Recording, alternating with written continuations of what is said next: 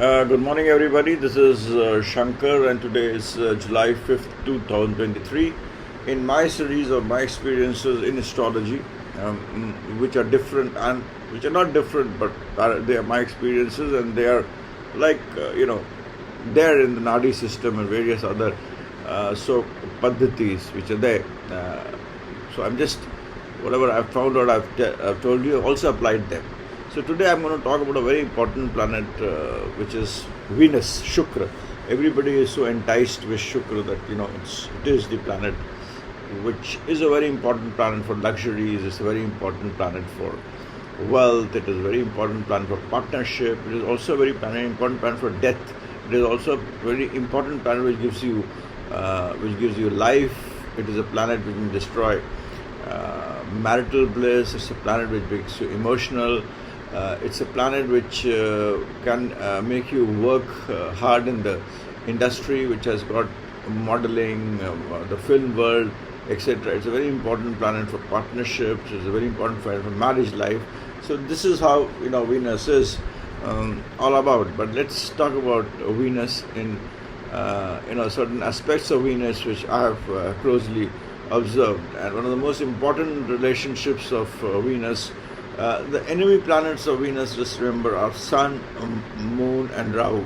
Surya, Chandra, Rahu, ये शुक्र के सबसे बड़े दुश्मन हैं, and these are planets which can create problems when they are there. Now, that is, I want to make you understand that you might have seen a lot of horoscopes where Saturn and Sun are together, or Saturn and Sun are aspecting each other.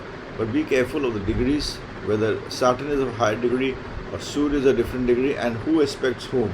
I do not give a very great importance to both the planets looking at each other. If a planet is in the first house, it will look at the seventh, and the seventh planet will not look at the first house, because that is how one planet will look at the other. The second planet will look at the eighth house, third will look at the ninth house, fourth will look at 10th house, fifth, 11th, sixth will look at the 12th, seventh will again look at first. But it depends on if there is a planet in the first house. But it's between first to sixth they look at the next 6 houses. That is the thumb rule, and that is also a rule of Lal Kitab, which also apply in Vedic astrology. The first 6 planets look at the next 6 planets. There are exceptions in Lal Kitab which actually are part of a Nadi system also. But I've also read them in Lal Kitab. So 1 to 6 they look at 12. That's how I do it. But that's a different thing altogether. I've gone out of context. And here I've seen that Saturn and Sun, when they're together, they tend to destroy Venus. The effect of Saturn and Sun together does not come there on Saturn and Sun as a conjunction. It may give you a government job. It may have your father in a government job, etc., etc. But it definitely impacts Venus. So Saturn and Sun together impact Venus. Remember that, and try it out. You will find it's very, very, very right. Now, in the opposition of Saturn and Surya, you have to look at who looks at whom. So if Surya looks at Saturn, not bad. If Saturn aspects Surya, bad. So it's the whole story of Saturn and Surya, which is explained in our Puranic systems, very much applies here. It was Sun who first got angry on Saturn, saying that he is black and he cannot be my son. And then it was retaliation by Saturn in various aspects, and then it saved by Lord Shiva. So that's how it is, but that we'll go into that sometimes later. The most important thing, therefore, is the dictum which I would like to say is Saturn and Sun together would destroy Venus, would create the impact on Venus. Now, Shukra and Buddha, Venus and Mercury also have a very important relationship. If Mercury is ahead of Venus, like if Mercury is in a house which is ahead of Venus, and Mercury is the front and Venus at the back, it is very good. It gives you results of Ketu. The good results of Ketu. Ketu is about happiness. Ketu is about sun. Ketu is like a flag on your system. You rise very high. Professionally, it's very good. Ketu is like a flag flying high. It's as it flies at various places of power. That is what it gives you. So Mercury ahead of Venus is good and it is positive. Vice versa, when Venus is ahead, Venus is in the house's front and Mercury is at the back. They can only be two. The difference cannot be much. 72 degrees, 75 degrees, that's maximum you can see. But whenever Venus is in the front and Mercury is at the back, it will give you Rahu-like results. It will give you negative results. Rahu represents an elephant, so in the present world it will make you ambitious, but it will make you ruthless. It can do things which you don't have to do necessarily, which are not right.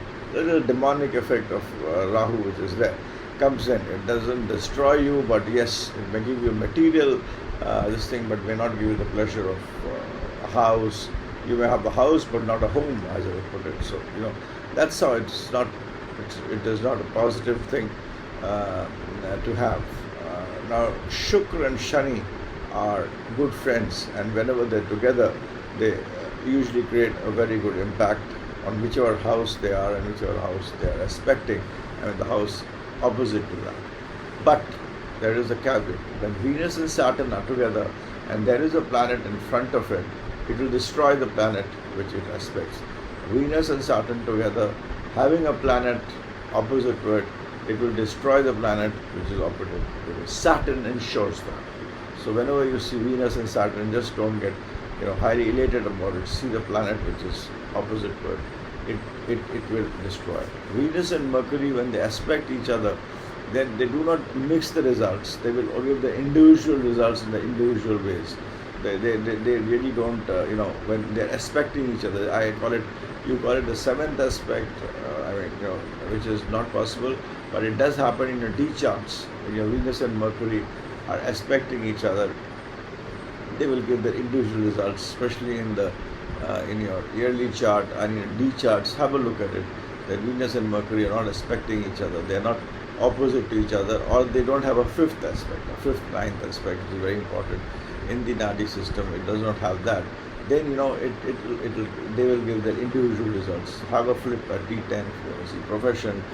Look at D9, divisional charts in that, to look at the effect of Venus and Mercury in terms of if they are opposite to each other. They really they don't give a combined effect, but they give an individual effect. Venus and Saturn, I've already discussed that.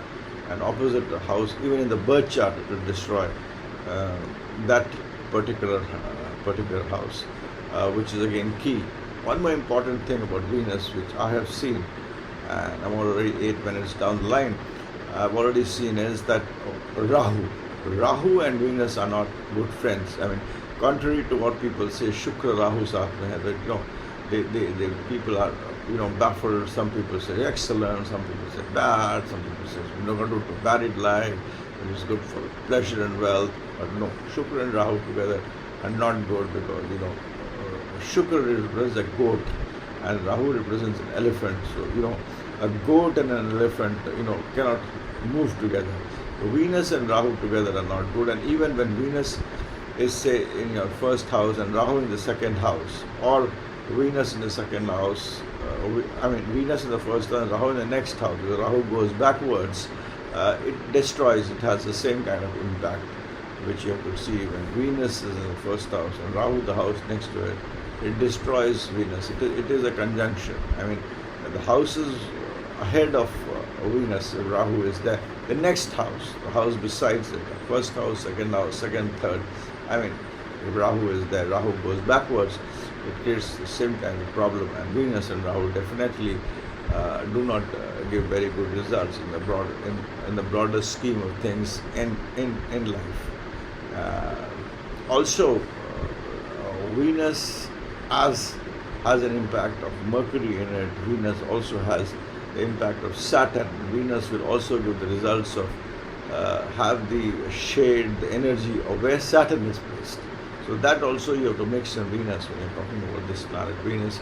It has the impact of Saturn, and the way Saturn moves in this case, or the way Venus comes and contacts Saturn, is not straight, but it is retrograde motions. On the back, you have to see, like you don't have to count 1, 2, 3, 4, 5. You have to count 1, 12, 11, 10. So that is how Venus comes in contact with Saturn, and it takes the energy of all the houses it passes through, while it takes the impact of Saturn. So Venus has an impact. Venus has Saturn in it.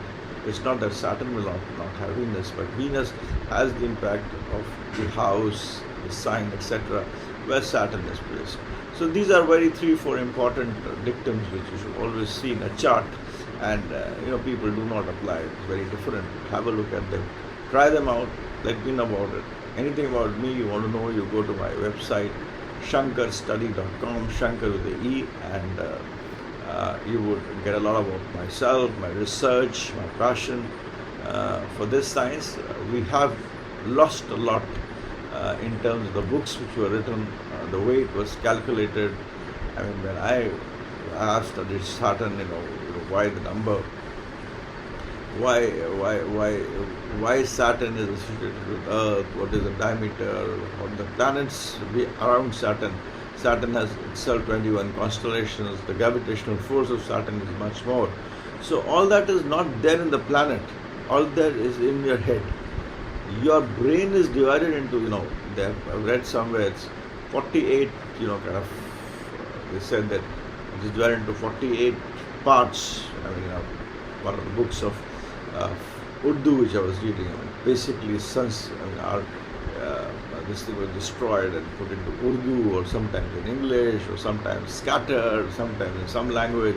So it's your brain which is divided into 48 parts, and the Saturn is there. Saturn is there in your brain. It impacts through that. It impacts your entire thinking, your entire destiny, your DNA. It's all there. It is not the space which is there. You yourself are space. You're occupying space. Your brain has. So it's not 48, and then it gets into a lot of complexities which I will, I'm still researching on. One day, perhaps, if time be there, I'll explain to all you guys. And that is how you have to see things. It's not a. So I am at the moment trying to collect some very rare books. If people have some rare dictums or experience on their dictums which they have seen, they come right, absolutely come right with their experience. जिनको इनके बारे में पता है कि जो उन्होंने देखा है वही होता है, and they are sure about it. So please मेरे को लिखिए आप.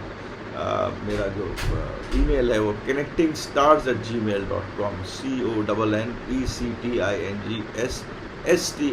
CONNECTINGSTAR, connectingstars@gmail.com, connectingstars@gmail.com, CONNECTINGSTARS@gmail.com.